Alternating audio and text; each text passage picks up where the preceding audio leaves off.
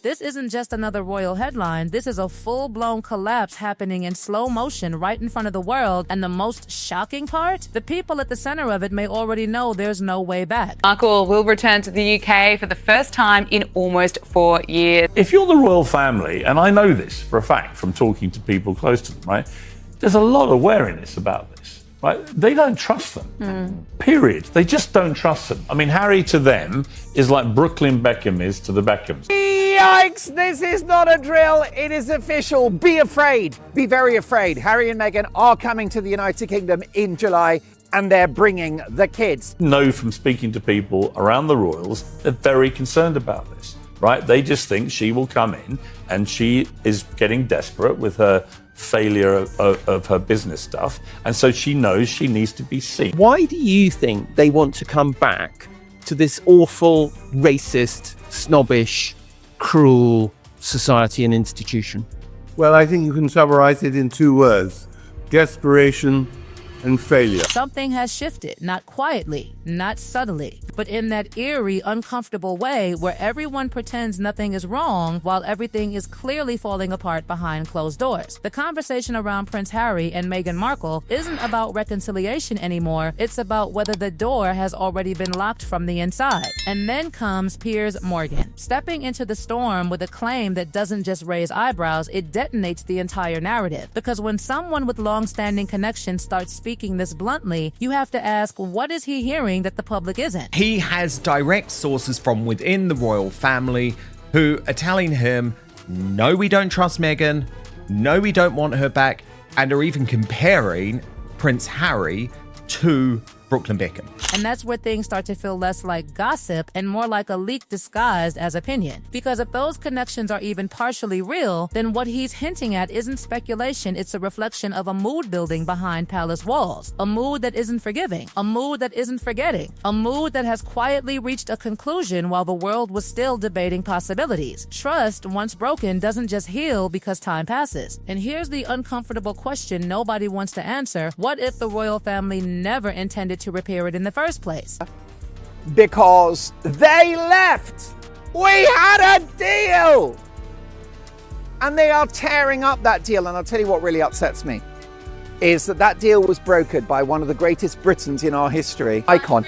And those grifters, Harry and Meghan, have torn up this agreement with the Queen. And the poor woman, may God rest her soul, is not here to enforce it. And Charles ain't going to enforce it. Why? Because he is irredeemably weak. Harry is so, Charles is so spineless. He's so weak.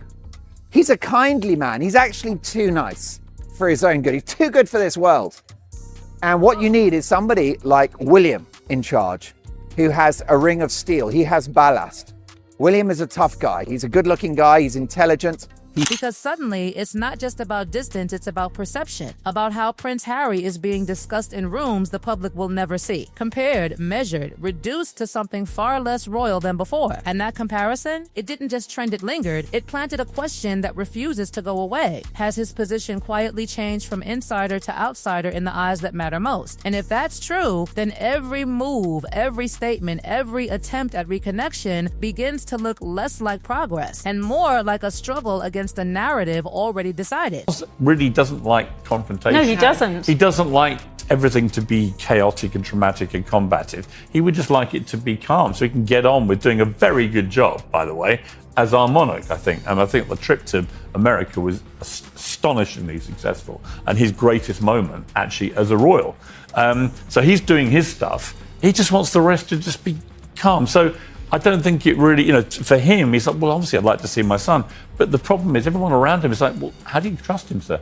How do you trust this son of yours who every single time you see him in the last few years, everything gets leaked, right? And then you add Meghan to the mix, who said she'd never come back to the country, who has spent years trashing our country, who's branded the royals a bunch of callous racists. And here's where it turns deeply uncomfortable, because beneath the surface of polite silence lies something much colder fear. Not fear of confrontation, but fear of exposure. Every interaction, every meeting, every private moment carries a risk that it won't stay private, a risk that it becomes the next headline, the next revelation, the next piece of a story that refuses to end. So the real question isn't will they reconcile? It's who would take that risk again. And when that question echoes inside royal corridors, the silence that follows feels louder than any argument. Then comes the financial angle, whispered, debated, and quietly dissected like a ticking clock no one wants to acknowledge. Because public image isn't just about reputation, it's about value. And value, once questioned, starts to slip in ways that aren't immediately visible but are deeply felt. I know from speaking to people around the royals, they're very concerned about this, right? They just think she will come in and she is getting desperate with her failure of her business stuff. And so she knows she needs to be seen. I mean, when was the last time you saw them with any A-listers? They're not. Like, the A-list world's made a calculation. If you go with those two, you're never going to be invited to the real stuff. Well, I think the last one So- was that Netflix party, wasn't it? And desperate, to your point, Yeah. Piers, desperate equals dangerous. Correct. But I do think that when you're mocked so publicly as they've been, their value begins to nosedive pretty quickly. And I don't think they're finding any more sources of income. And with the stream of money they're spending on security, on mortgages, on just plain living, I think they can see the end of the road within 5 years at best. And they've got a real financial problem. Now suddenly the narrative shifts again, from emotional fallout to survival, from family tension to something that feels far more calculated. Because if relevance is fading, then proximity becomes power. And proximity to the royal family, that's the most valuable currency of all. But here's the contradiction that makes this entire situation feel almost so real. How do you rebuild closeness with the very institution you publicly dismantled? How do you step back into a system that has already adapted to function without you? And that's where another layer of this story begins to unfold, one that feels less dramatic but far more final. Meghan and Harry come back to the UK for a week as an ongoing part of their world publicity tour. Be clear, by the way, that their return to the UK is an act of total desperation. Be clear, it means that the Sussex brand is dead. Because for Meghan to come back is the greatest mea culpa. It's the greatest admission of failure.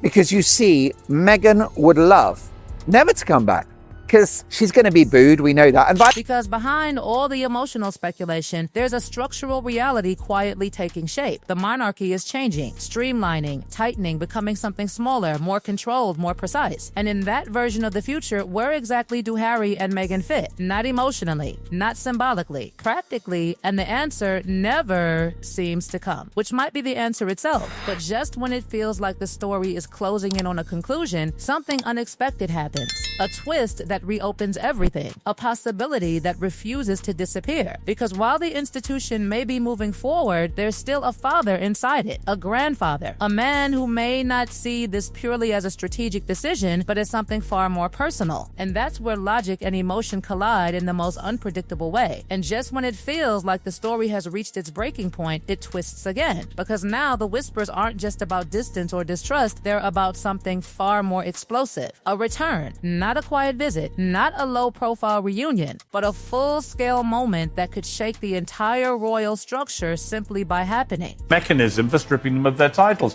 Why should they be allowed to march around the world with unofficial royal visits, making tons of money for themselves in the process without doing any royal duty whatsoever? Why should they? Totally right. It's absolutely outrageous. And also, why should they this. have the titles, the children as well, Prince and Princess? It's a load of old nonsense. The Duke and Duchess of Sussex. I thought they weren't going to use their titles, They're not the children. supposed to use the titles. That's what they agree. Oh, she'll be using all the titles. That's what they agree. But the fact is that they're going to come here. It's going to turn into a circus. No matter what anybody says, it will be the big moment. The king has had a gun held to his head. Effectively, they've said, we're coming over.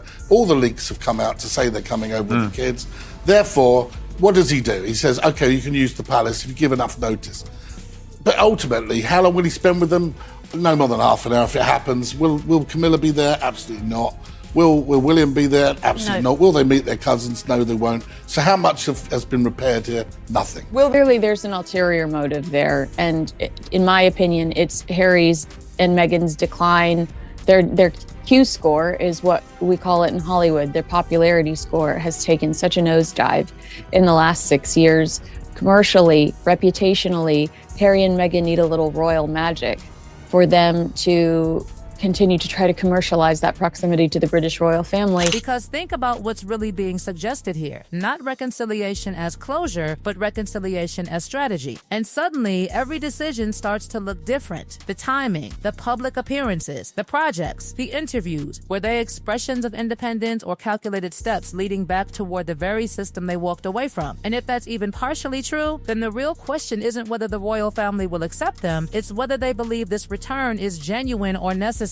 And then comes the moment that makes everything feel almost theatrical. They're coming back with the children. Not quietly, not privately, but in a way that guarantees attention, speculation, and pressure. Because when children are involved, the story changes tone instantly. It becomes softer on the surface, but sharper underneath. Because now it's not just about two individuals, it's about legacy, bloodlines, the next generation stepping into a space filled with unresolved tension. And what does the palace do with that? Because every option carries risk. Refuse, and it looks cold. Accept, and it looks weak. Limit the interaction, and it looks strategic.